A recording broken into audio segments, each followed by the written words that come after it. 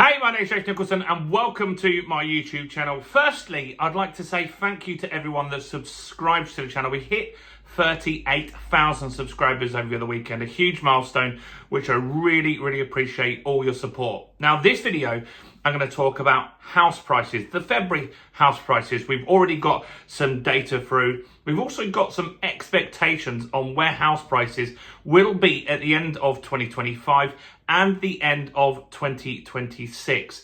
There's a reason right now, which we're going to share with you, why there's a lot of activity in the market right now. And we're going to cover all of that and much more. If you're new around here and you haven't done, do join us on that journey by subscribing to the channel over there and hitting that bell notification. As I said, we're on 38,000 subscribers. Let's get to 40,000 as quickly as we can. And let's get some views on this video. How do you do that? We ask. Easy. Smash like, tickle like, do something to that like button. Nearly 2,000 people did it to the Renters' Rights Bill video the other day. Let's see if we can beat that. So, what's going on? Well, house prices, this is the data from Nationwide. I say this each and every month, but half of you that watch this are new to the channel when you watch. That I find this data important. So, this is from Nationwide Building Society. And they're one of the biggest lenders in the UK. They own Virgin Mortgages, they own Nationwide brand, and the Mortgage Works, which is one of the biggest buy-to-let lenders in the market. So they have some good data. And every time that they speak, I like to listen to what they're saying because, as I've said before, they have effectively a crystal ball. Right now, on their desk, they have all the applications for mortgages. They also have from surveyors what prices are being agreed.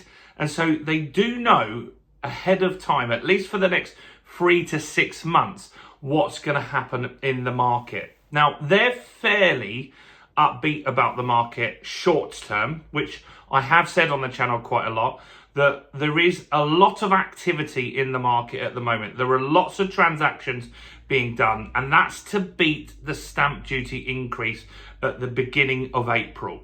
So in April, stamp duty is going to increase, and it's going to hit first-time buyers particularly hard. So that's something that a lot of people are rushing to get transactions done by that period of time. So what are they saying is happening this month? They're saying that house prices in February went up 0.4% in Feb, which is pretty good. Now, what did economists think would happen?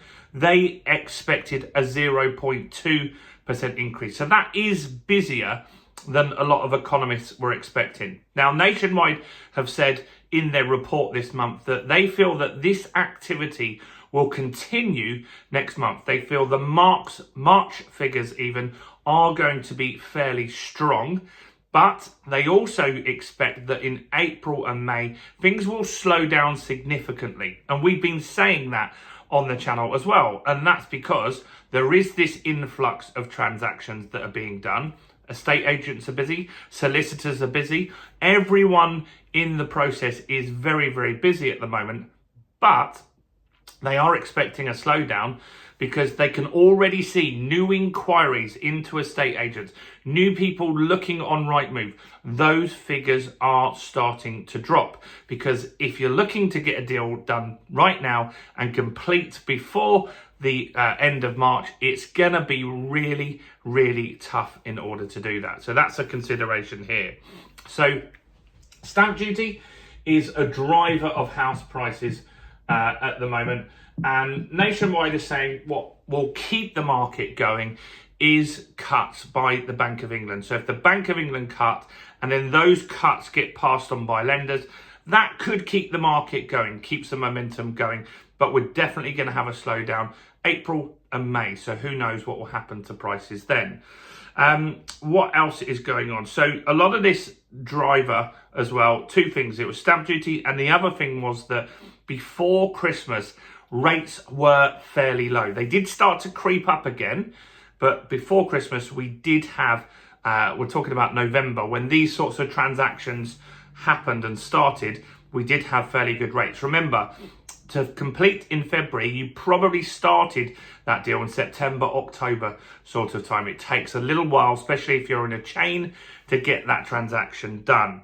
What are the annual house prices looking like? Well, we're looking on an annual basis at the moment. We are 3.9% up. That's down on an annual basis. So the growth isn't as strong as it has been. It was 4.1 last month. So it is starting to slow down. We did have not great increase in house prices in January, so that will be in these figures as well. So there is a marked slowdown in house price growth. What's their expectations for 2025? Pretty strong still, even with the fact that we've got a slowdown expected in Easter sort of time. They feel that for 2025, we will be looking at an annual rate of 3.5% increase. And what they're looking at for 2026 is even more, so 4% growth at that period of time. Now, this 2025, a lot of this could be front loaded. It could be January, February, March. Those increases could really help support that figure. And I think that's probably about right. Now, what we're looking at in order to hit this 4% next year is lower interest rates and maybe some sort of U-turn on stamp duty in the spring budget. If that happens, that could get the market moving again. That's very, very important. So something needs to happen by Labour in order to get things moving, because Labour's promised to build 1.5 million houses. Now, a lot of people that would be buying those houses are going to be first-time buyers, but you've just hiked stamp duty. So right now, there's a lot of first-time buyers sitting out the market. I don't see anything happening yet, but maybe leading up to the budget, we will start seeing some leaks about potentially, could they have something on the table to encourage first-time buyers to get into the market? Because house builders are not incentivized to build properties with a minimum wage going up, with materials still very, very expensive, while you're also hitting the buyers of those properties. And that is going to be a problem. You need people to be on the other side. If you're a home builder, you're going to want a very busy market in order to take that risk of many, many millions of pounds of investment.